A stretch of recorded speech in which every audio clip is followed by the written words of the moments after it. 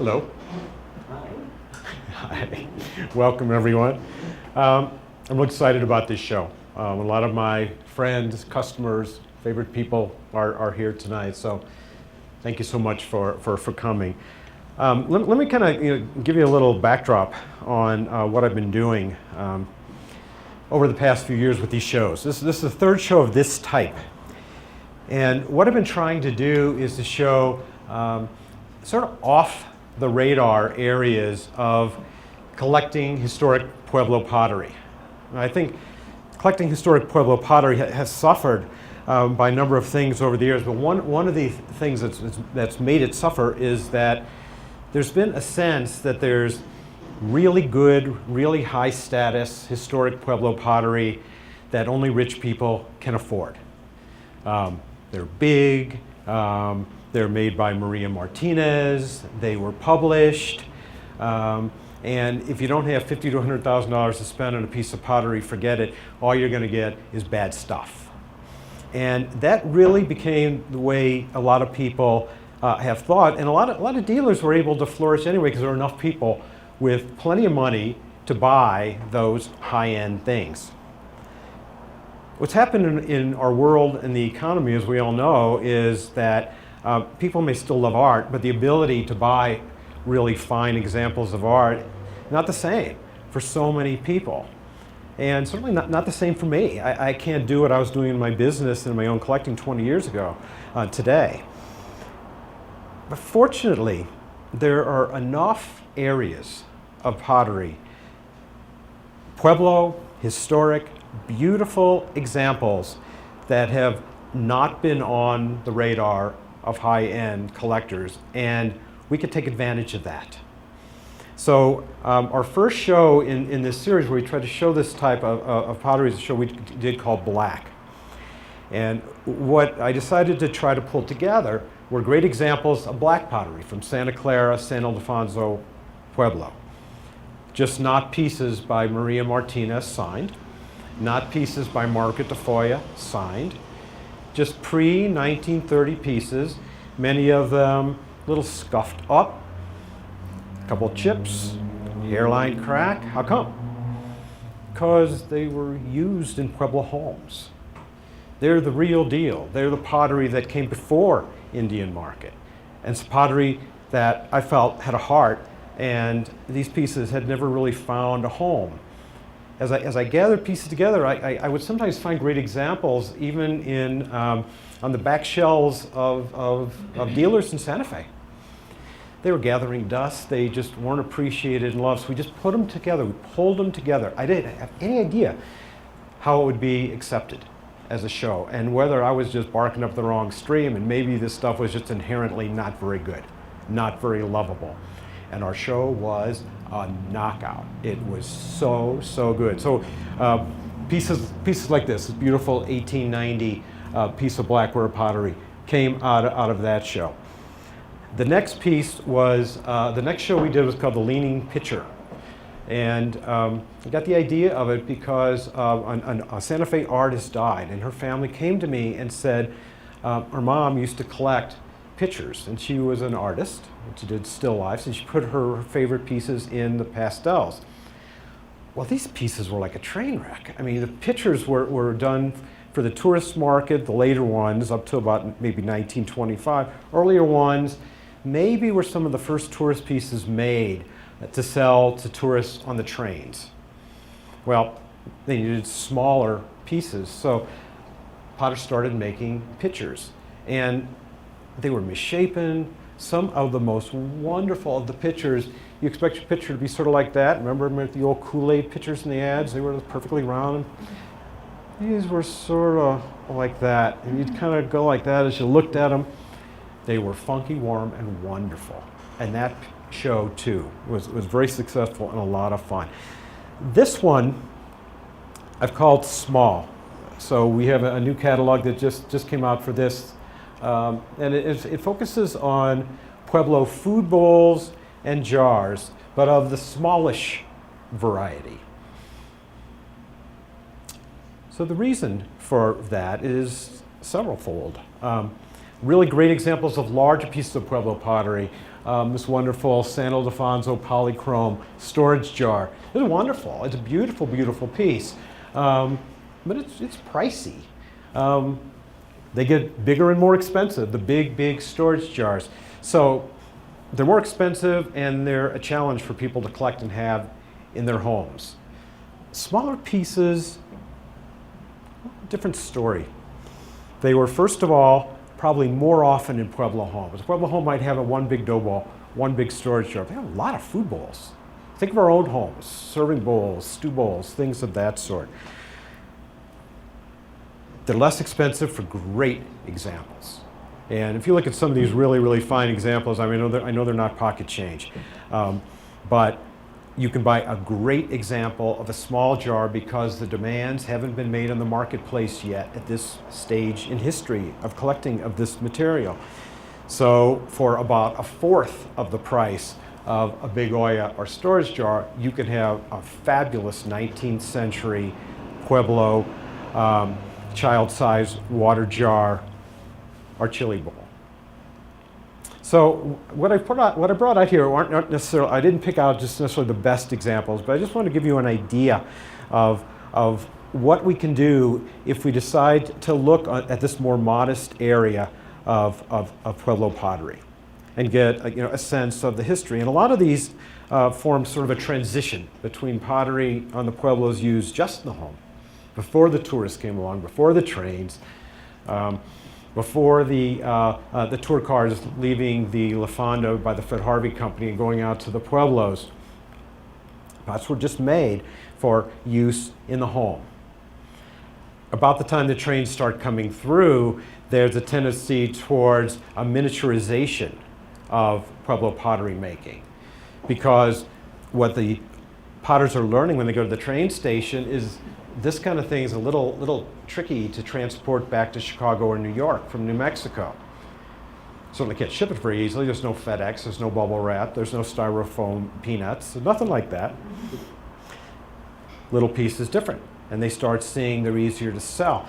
Dealers start telling them, make more small pieces. So there's this interesting transition that takes place. Small jars and bowls are also kind of a window to just how Pueblo pottery is passed down through the generations. So let me pull some of these threads together. Let's start with these two. Both of these pieces date to 1880s to 1910. A little hard to tell, but roughly that same period of time. They have some things in common. They're both from Santo Domingo, Pueblo, just south of Santa Fe.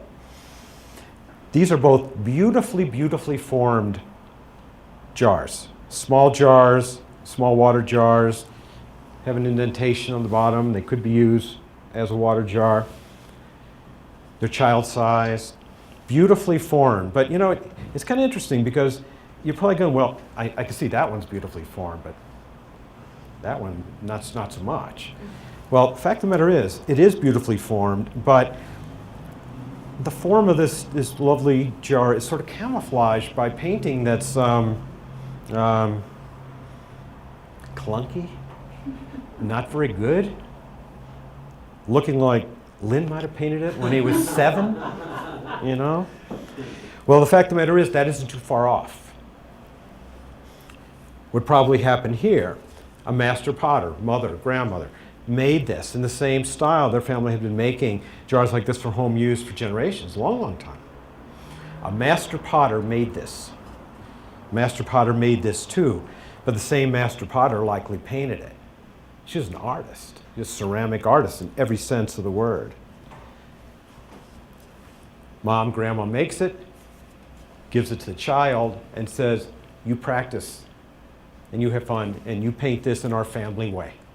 Do 2 design fields, do lightning bolts, do some geometrics, make it beautiful for us.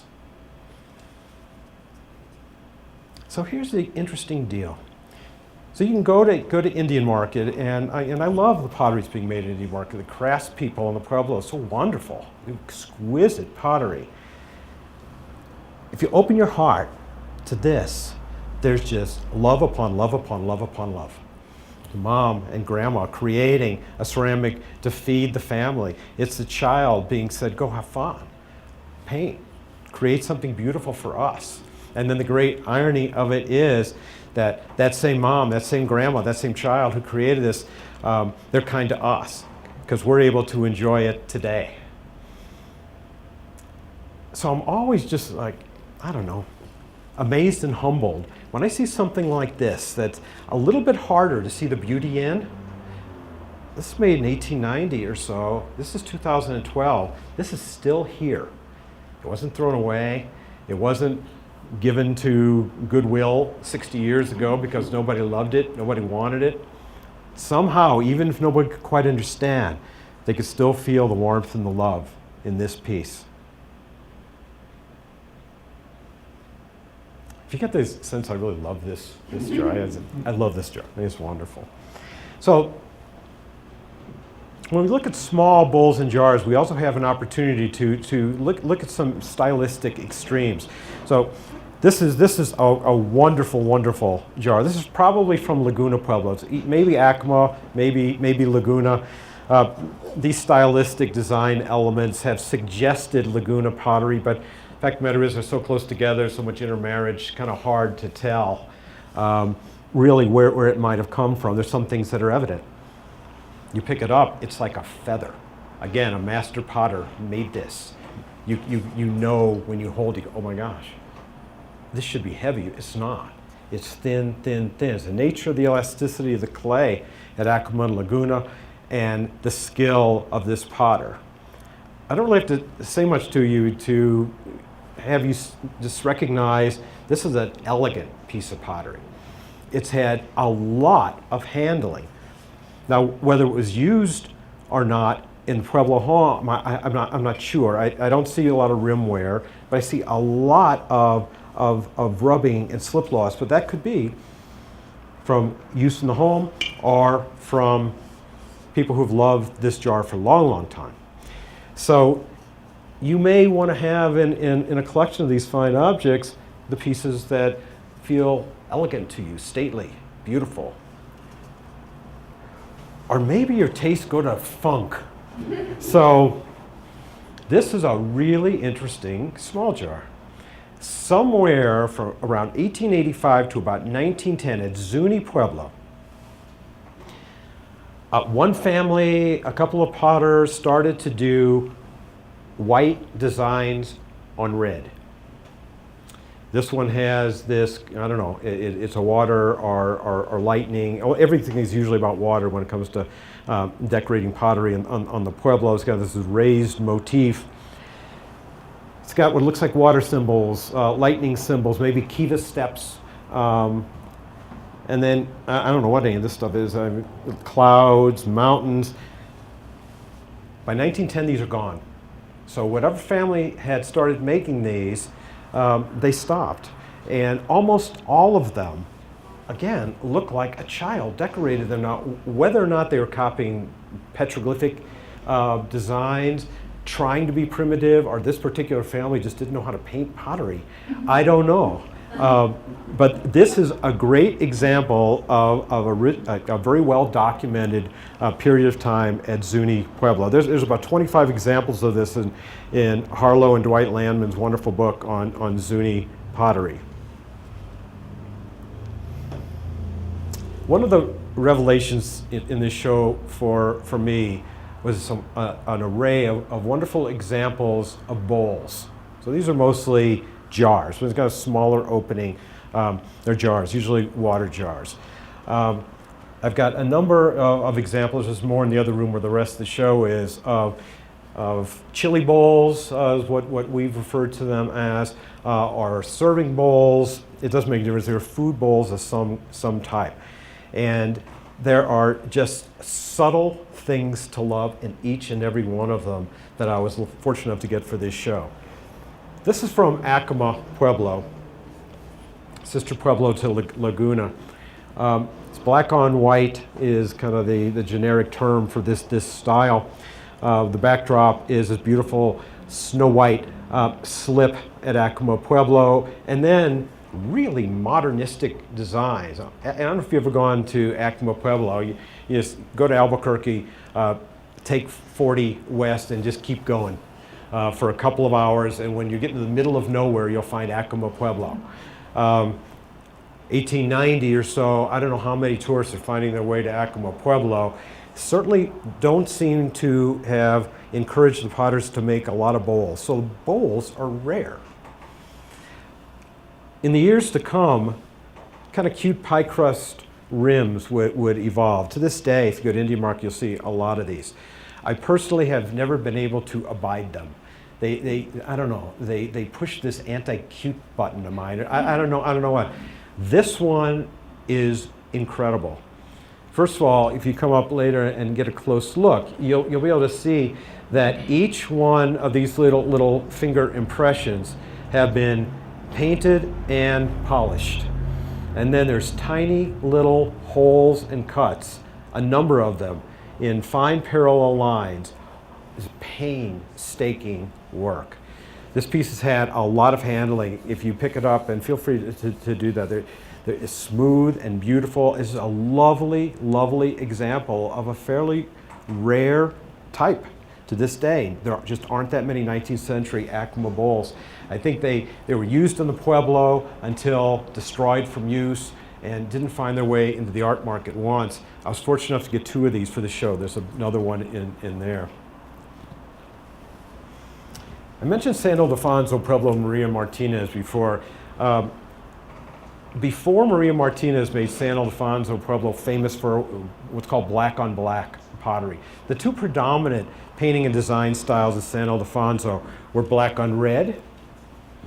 I don't think I have to say much about that. There it is, black on red. So a red slip, painted, designed in black, and polychrome. Polychrome. I've only seen a couple of bowls that had them both. This one is stone polished, which is interesting, helps us to date it. I think this piece is around 1890. It's pedestal style, and the reason we can use a stone polishing as a marker for age is in 1905, a well-known potter, a very exceptional potter named Martina Vigil, married into Cochiti, Pueblo, moves to Cochiti, discovers the potter's there. They don't have to stone polish it anymore because they've discovered a slip they can put on the pots. You just wipe it on and you're there. Easy, nothing to it. They come back to San Ildefonso, introduce it there. Nobody wants to stone polish anymore. It's too hard. This wonderful bowl has both. It has both design elements on it, and it's just beautiful. The red, deep, deep, deep, beautiful red. And the stone polishing lends itself to this really smooth, lovely finish. Just beautiful, beautiful bowl. Just north up the road, Tesuque Pueblo. So this is just a lovely, very simple jar. What I love about this, couple things. First of all, one of the areas of use that's so beautiful is called patina. So again, from over the years, patina can come several ways onto a pot. When the pieces are used in the home, butter fat, animal fat, gets on family members' hands, mother's hands, they handle the bowls, and the clay just sops it up, causing this beautiful golden brown sheen. There's another way that these old pieces can become patinated like this. 1920s, 30s, 40s, 50s, what happens a lot in Anglo homes? I know about your home, happened in my home. My dad smoked 2 packs of unfiltered Camels a day. Smoke is in the house, and after generations and generation, it adds to the patina. All part of the history of these ceramics.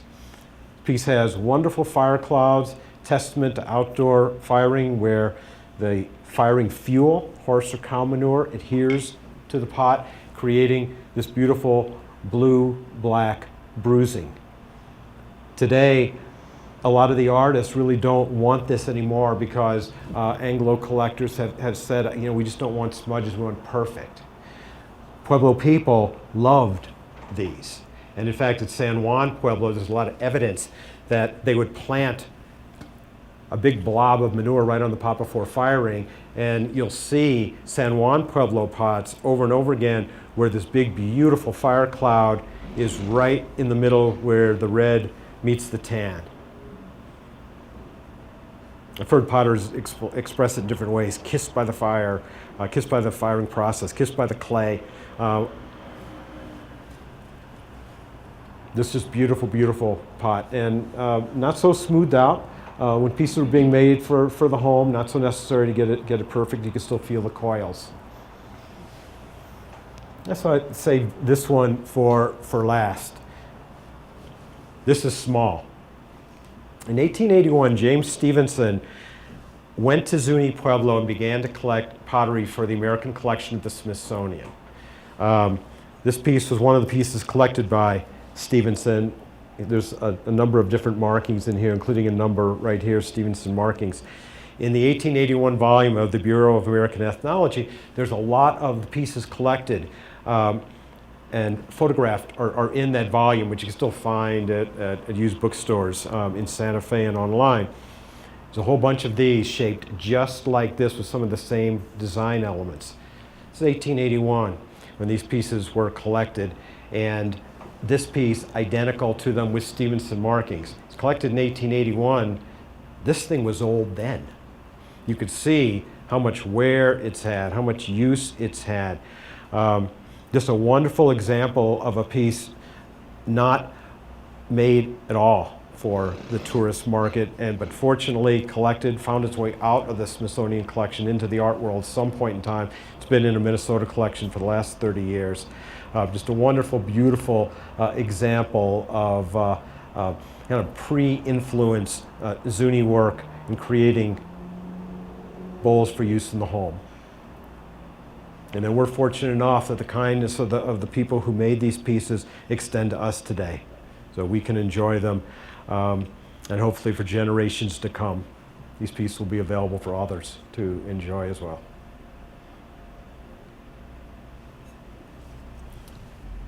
So I think I'll just stop there, and feel free to come up, and then there's a lot more of the pieces in the show in the back.